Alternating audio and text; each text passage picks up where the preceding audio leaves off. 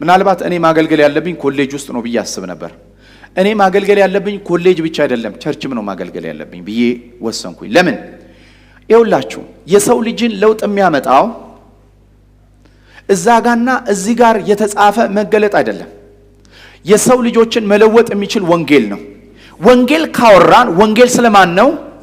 ስለ ክርስቶስ ካወራን የክርስቶስ ምንን እናወራለን? ሞት።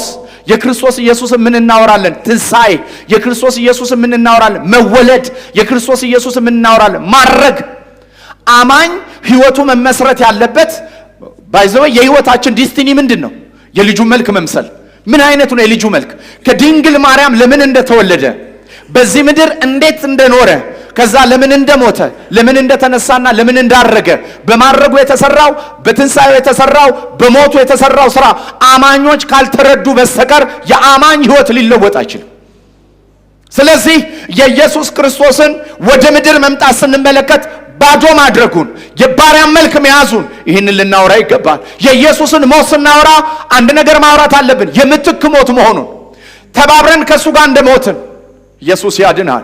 የኃጢአት ዋጋ እንደተከፈለ፣ አሮጌው ሰው ስራው እንዳበቃ መስቀሉ በዚህ መልክ መሰበክ አለበት። ይሄ የባይብል ኮሌጅ ትምህርት አይደለም። ይሄ ዶክትሪን አንድ ቀን ጌታን ስናገኝ ተምረን የምናበቀው አይደለም። እለት እለት የኢየሱስ ክርስቶስ የመስቀል ስራ አይኖቻችን ተከፍቶ ማየት አለባቸው። ለዚህ ነው ሐዋርያ ጳውሎስ ዶክትሪን አለመሆኑን የምታውቁት ለኔ ህይወት ነው ብቻ ክርስቶስ ነው ብቻ አይልም።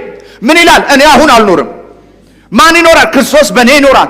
ምን እያለ ነው? ከክርስቶስ ጋር ተሰቅያለሁ። ከክርስቶስ ጋር መሰቀል ዶክትሪን ወይም ቀኖና ብቻ አይደለም፣ ፕራክቲካል ዴይሊ ላይፍ ነው። ብርሃኑ ሲያገኘን ለምን እንደሞትን ይገባናል። ትንሣኤው ሲያገኘን ለምን ሕያው እንደተደረግን ይገባናል። ከዛስ በማረጉ የሚሰራቸው ስራዎች ደግሞ በእርገት ስራዎች ውስጥ ሊቀ ካህን የተደረገበት ስራ ይገባናል። ይሄ ነው የህይወታችን ቤዝመንት። ክርስትና መቆም ያለበት እዚህ ላይ ነው። ስለዚህ ቆርጫለሁ። ምንን ለመስበክ? ወንጌልን ለመስበክ ቆርጫለሁ። ወረቨር አይጎ በሄድኩበት ስፍራ ሁሉ የምናገርበትን ጥበብና መንፈስ እግዚአብሔር ይሰጠኛል። ከዚህ ውጪ ግን ሌላ ነገር አልናገርም። በሄድንበት ስፍራ ልናወራው የሚገባው ነገር ይሄ ነው። ማርቆስ አንስተን ሉቃስ አንስተን ኢየሱስን ካልተናገረን ወንጌል የለውም። ወንጌል ከሌለ ሰው አይለወጥም።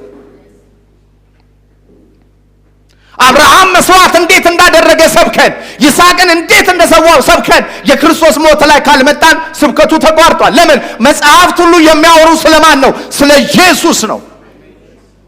ክርስትና ለመደነቅ አይደለም። ክርስትና ለመጠበብ አይደለም። ክርስትና ክርስቶስ ነው። ክርስቶስ የሚሰበክ ከሆነ መስቀሉን ማወቅ አለብን። ሪዴምፕሽን፣ ሪኮንሲሌሽን፣ ፕሮፒቲሽን እነዚህን የመሰሉ የማስተሰረይ፣ የጽድቅ፣ የኃጢአት ስርየት እነዚህን የመሰሉ ትልልቅ ሊመስሉን የሚችሉ ግን የዕለት ህይወታችንን አፌክት የሚያደርጉ ነገሮችን ማወቅ አለብን።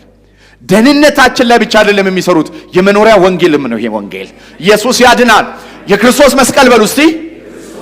ስድን የተሰራ ስራ ብቻ ጠቋሚ አይደለም፣ የዕለት ህይወቴን ተቆጣጣሪ ነው። ለዚህ ነው ጳውሎስ እኛ የሞትን ክርስቶስ በእኛ ይኖራል። በሱ ድህነት ባለጠጋ ተደርገናል። ቆርጠን እንደምንሰብከው ከቴክስቱ ከአውዱ ከኮንቴክስቱ አውጥተን የምንጠቅሰው ጥቅስ አይደለም። የክርስቶስ መስቀል የአማኝ ህይወት ነው። የክርስቶስ ትንሣኤ የአማኝ ህይወት ነው። ክርስትና ክርስቶስ ከሆነ ክርስቶስን ስራ አማኝ ዴይሊ ዴብዙን በጠበቀ ክላሪቲውን በጠበቀ ፋውንዴሽኑን በጠበቀ አማኝ አንደርስታንድ ማድረግ አለበት። ቸርች ሰምተን የምንወጣው አይደለም፣ ስንሄድም አብሮን ይሄዳል። ኢየሱስ ያድናል። ሁሌ መሞታችንን ባወቅን ቁጥር ከዓለም እየተለየን እንመጣለን። ሁሌ ከክርስቶስ ጋር መነሳታችንን ስናስብ ሁሌ የድል ህይወት ይኖረናል። ለአንድ ሞተን ለሌላ ህያው የተደረግንበት ህይወት ነው ወንጌል። ይህንን በጠለቀ መልኩ ሁሌ መረዳት አለብን። ስለዚህ ወንጌል ይሄ ነው። የጌታ ስም ብሩክ ይሁን። ስለዚህ በቀላል ፐርሰፕሽን አይን ያየውን ብንሰብክ ግን ቀላል ነው። ጆሮ የሰማውን ብንናገር ቀላል ነው። ግን ወንጌል እንደዚህ ይላል፣ የክርስቶስ ጥበብ የሆነው መስቀል አይን ያላየው ጆሮ ያልሰማው በሰው ልብ ያልታሰበ እግዚአብሔር ግን ለሚወዱት ለምናችን ነው የሰወረው ይላል። ለክብራችን that's our glory። አሜን ነው። ወንጌል ክብራችን ነው።